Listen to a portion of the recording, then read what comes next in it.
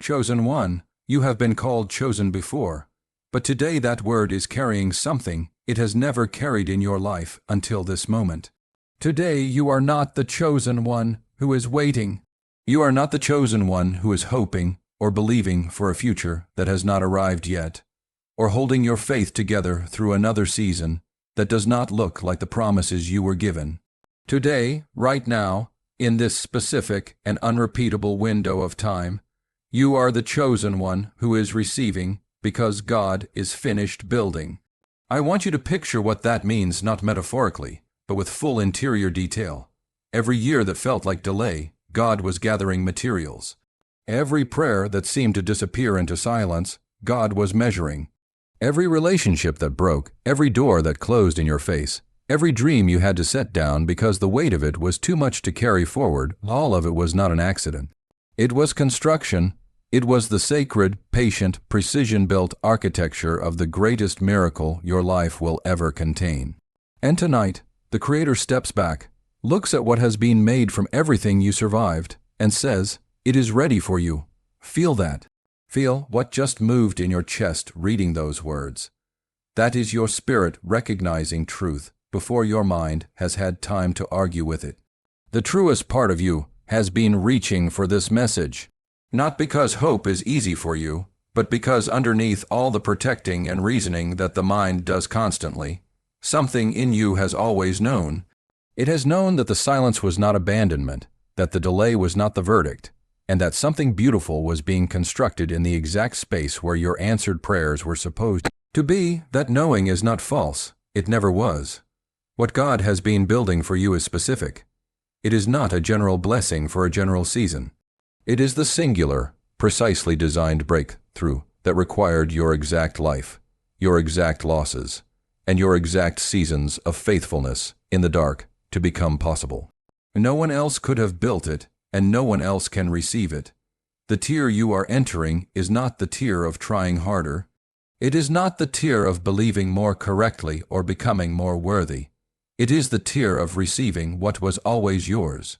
It is the tier of the greatest miracle, not as a category of general blessings, but as the specific heaven-built breakthrough that has had your name on it from the very beginning.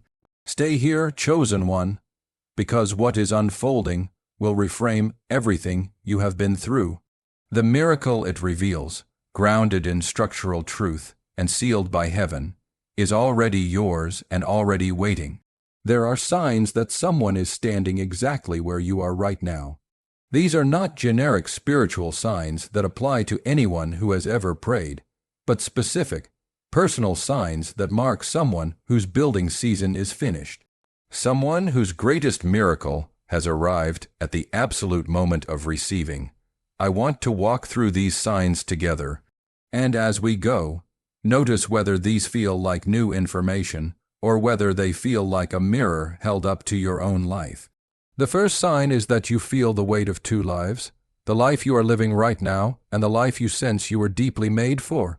This does not happen in an ungrateful way, or in a way that makes you resent what you have, but in a way that makes you quietly and persistently aware that what you are currently experiencing is not the full scope of what you were designed for. You do your work, you love your people, you show up faithfully, and still in the background of your ordinary days, there is a knowing that sits below the surface like a low and steady hum, a certainty that something has not yet arrived that was supposed to. Most people silence that knowing, labeling it pride or ingratitude, and they push it down until the voice goes quiet. But you have not been able to push it all the way down. It keeps rising through every season that should have trained you to be satisfied. That rising is not restlessness or a failure to be content. It is the part of you that knows it was built for more, refusing to pretend that it does not know what it knows. If something in you recognizes that first sign, declare it right now, not as a ritual, but as a bold statement that you are someone who refuses to let the knowing go quiet. The second sign is one most people hesitate to name out loud. You have felt disappointed by how things turned out. Not bitterly and not in a way that made you walk away from faith, but in the quiet, specific way that comes from praying for something with everything you had and watching it not come in any form you could recognize. It was something you brought before heaven with full honesty, and the answer felt like no, or not yet, or a silence that stretched long enough to change the shape of how you hope, and yet you stayed. That is the sign. It is not the disappointment itself, but the staying. It is the fact that you brought your confusion and your grief back to the same God who had not answered and chose again, imperfectly, to trust. That is not ordinary faith. That is the faith of someone in a building season long enough that the act of continuing to believe has itself become a powerful form of worship. God does not lose track of that kind of returning. Heaven marks every time you came back when you had every reason not to, every time you reopened your hands after they had closed tightly around something that was taken from you, and every time you whispered, "I still trust you," when you barely knew how you meant it, but you meant it anyway. That faithfulness is not uncounted. It is the very substance from which the miracle waiting for you was assembled, piece by piece, in the unseen rooms of the divine. The third sign is that your capacity to hold and understand other people is vastly larger than it used to be. You feel things that are not technically yours to feel. You walk into a room and you know before anyone speaks that something is heavy. You can sit with someone in their worst moment without rushing them toward a quick resolution, because somewhere inside your own experience, you have already been to that dark place. You carry people in your thoughts and intentions in a way that costs you something real. Sometimes you wonder whether this deep sensitivity is a calling or a wound that never fully healed. Let me tell you what it actually is. It is the mark of someone built to carry something far beyond their own life. Not every person who suffers comes out with an increased capacity for others. The fact that your pain opened you wider rather than closing you off is not accidental. It is architecture. What was built in you through the things that cost you the most is a gift that will pour through you into lives that are still trapped inside what you have already walked through. The fourth sign is that you have been in a season of specific and unmistakable arrangement. This is not ordinary growth, but a series of experiences that, when you look at them honestly, carry the texture of something ordered rather than random. The relationship that seemed accidental taught you something essential.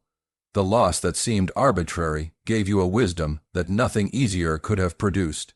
The door that closed put you in the exact room where you eventually found the piece of understanding that redirected everything. Seen from inside each season, it looked like total chaos.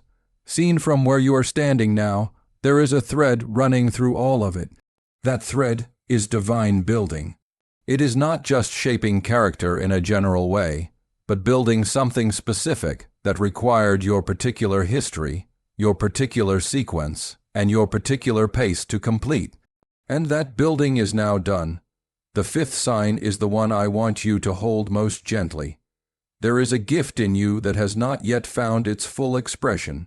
You have felt it move in brief glimpses, a word you spoke that landed with a precision that surprised even you, a solution that arose from somewhere beyond ordinary thinking, or a knowing that arrived before the evidence did and turned out to be exactly right.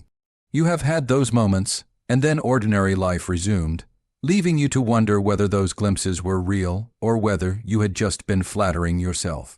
Here is the true answer. They were completely real, every single one of them. The gifts in you are not accidents of personality. They are part of the core design of someone built for a specific purpose in a specific time.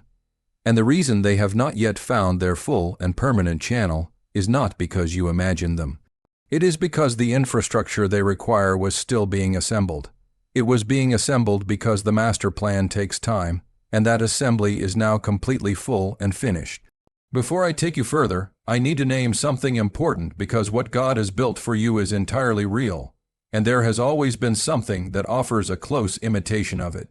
It can be precise enough to be confusing, and near enough to the real thing that it can delay someone for years. The first counterfeit is the performance of being chosen.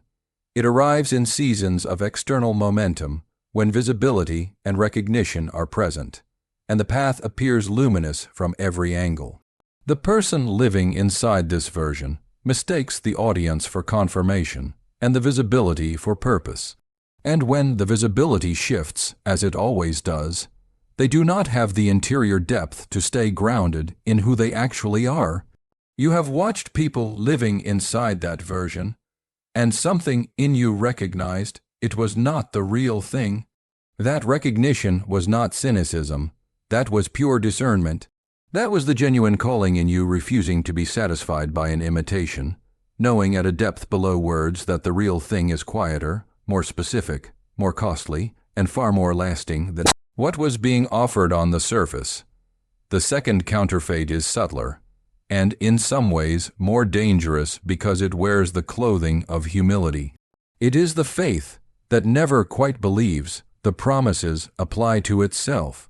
It feels the calling and spends years preparing for it, surrounding it with conditions and telling itself it will step through the door when the circumstances are clearer, or when the proof arrives in a form that cannot be argued with. And so, the door stands open and that person keeps waiting.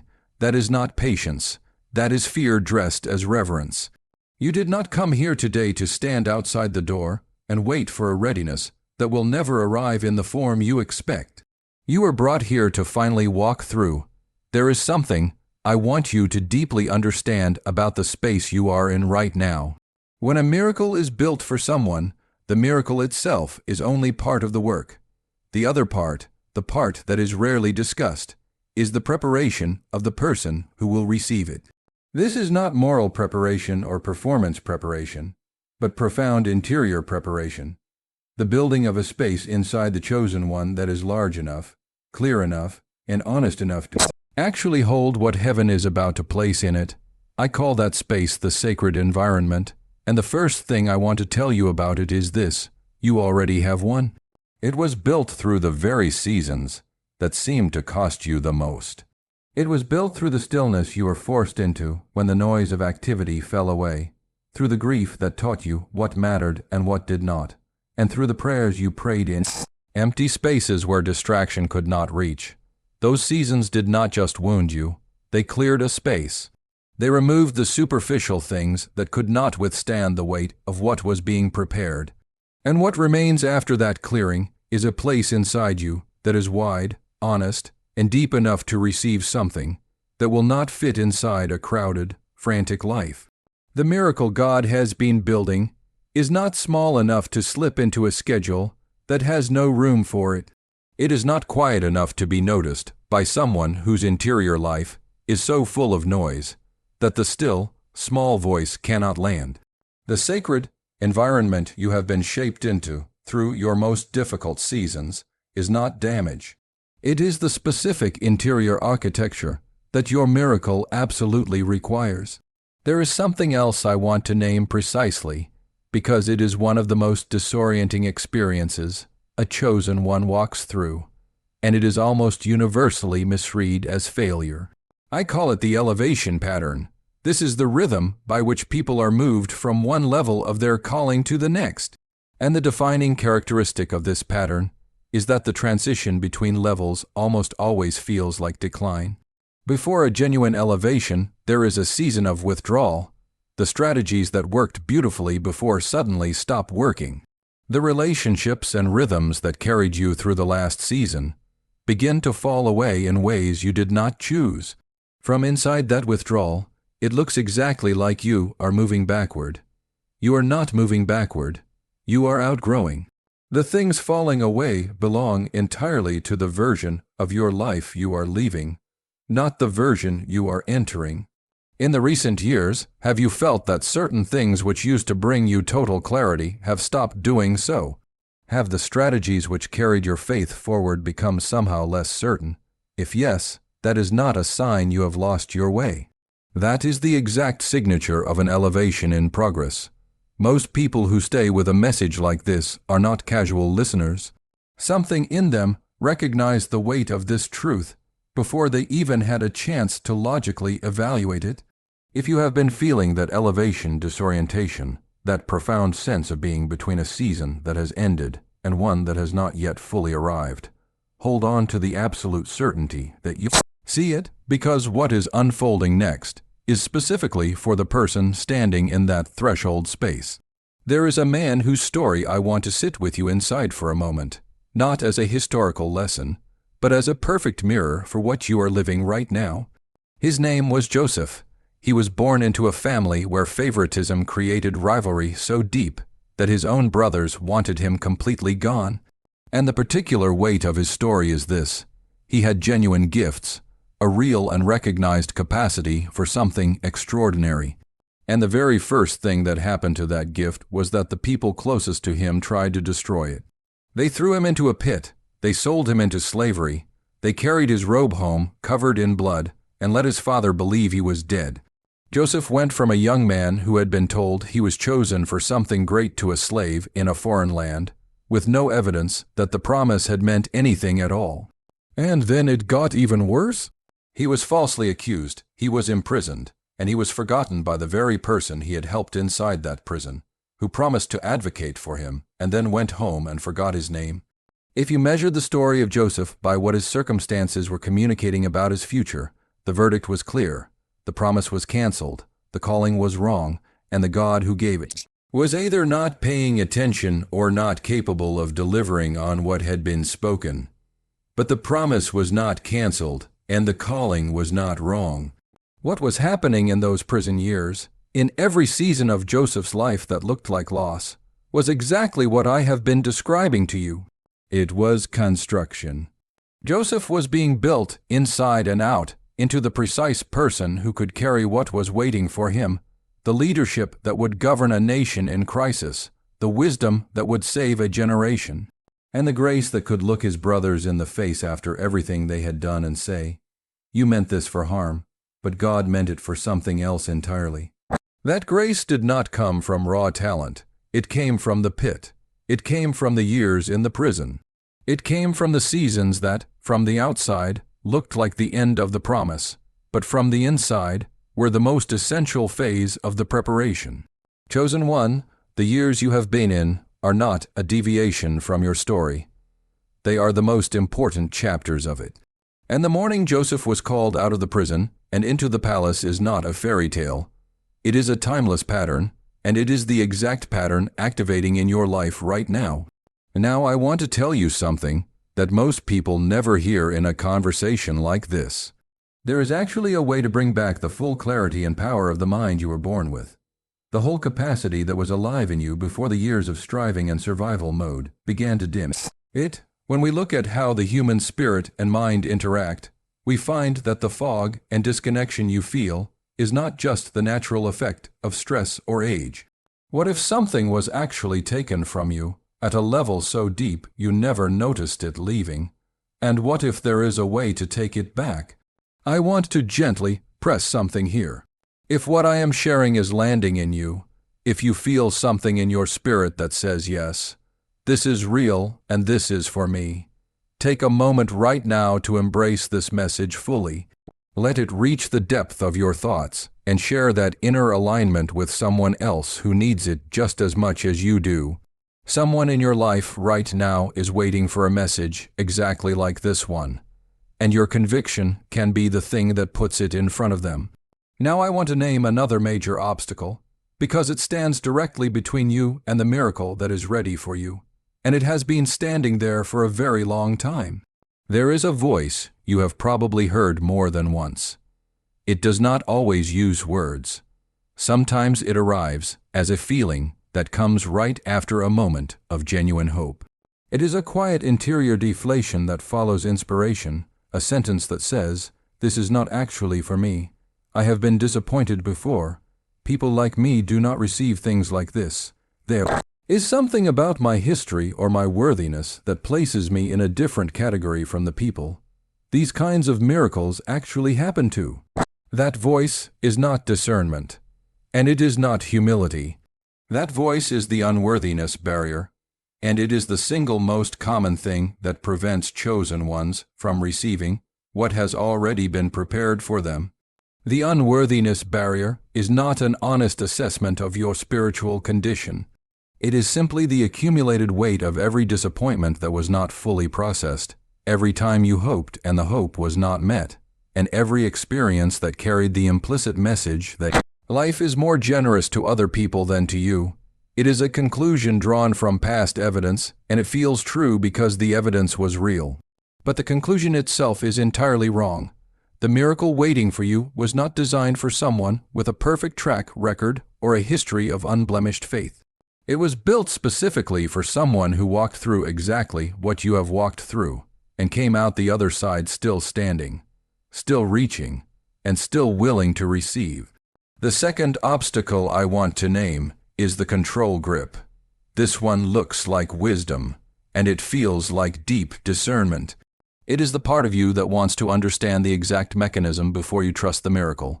It is the urge that wants the evidence verified before it lets you actually open up to receiving. There is nothing wrong with wanting to understand, but the control grip makes understanding a strict condition for receiving. It says, "I will not open myself to this until I can fully explain it." And what it does not know is that the things heaven places in front of chosen ones at moments like this cannot be fully understood in advance. They have to be experienced to be known. They have to be received before they can be verified. Joseph did not understand what the prison was for while he was trapped in it. The understanding came completely after. The grace to forgive came after. The miracle was not explained to him in advance. It was given to him as he moved through the open door. That is exactly how this works. The door does not explain itself before it opens. It opens, and the full understanding comes as you walk through. You have been listening now for a significant time, chosen one. Something in you chose to stay, and what we are walking into next, the complete revelation of what God has been building and exactly how it becomes yours, is the exact reason you were brought to this message today. I want to tell you who you are, not in a general sense, but in the most specific sense possible. There are identity patterns that appear again and again in the lives of people who have been in building seasons like yours. Archetypal roles that show up across sacred history in ordinary people. Being prepared for extraordinary things, I want to name 3, and at least one will feel less like a description and more like an immediate shock of recognition. The first identity is the seer. The seer is the one who knows things before they can be logically explained, who feels the atmosphere of a room shift before anyone else notices, and who senses the truth of a situation beneath the surface of what is being presented. The seer has often spent years wondering whether this capacity is reliable or whether it is just an overactive imagination. They have been told to be more practical, more evidential, and they have learned to speak their knowing very carefully because the unfiltered version confuses the people around them. But the knowing was never just imagination. It was intentional design. The seer was built to perceive what others cannot perceive, not as a curiosity, but as a vital tool for a specific kind of purpose. If you recognize yourself here, the season you are in is not the dimming of that gift. It is the ultimate sharpening of it. The second identity is the cycle breaker. This is the one who carries in their life the heavy weight of patterns that ran in the family long before they were born. Financial lack, relationships that failed the exact same way in the exact same places for the same unspoken reasons, or spiritual patterns of constantly striving without ever arriving, of being so close to a breakthrough and then watching it dissolve. The cycle breaker carries this not because they deserve the hardship, but because they were specifically chosen to be the one in whose life the pattern finally ends. Every season where you felt that inherited weight and chose, even imperfectly, to respond differently was a monumental act of cycle breaking. The miracle coming to you is not only for your life, it is the absolute beginning of a completely different inheritance for generations to come. The third identity is the wounded healer. This is the one whose deepest place of pain has also become their deepest place of absolute authority. They do not help people from a lofty position of having everything figured out. They help from a position of having been deep inside what the other person is currently facing, of having walked through the exact version of it that was theirs, and having emerged with something only that raw experience could produce. The wounded healer is often the last person to recognize that their suffering was the actual credential for their calling, because from the inside, it just felt like painful suffering. If any of these feel true about you, then what you need to hear is this. The gifts these identities carry, the perception, The authority, the deep compassion are never diminished by the heavy building seasons they require. They are produced by them. You have been with this message for a significant time now. Most people do not stay this long, and the ones who do are not here by accident. If what I have been sharing is landing in a place that truly matters, open your hands right now as a clear declaration to yourself and to heaven that you are completely done standing at the very edge of what is rightfully yours.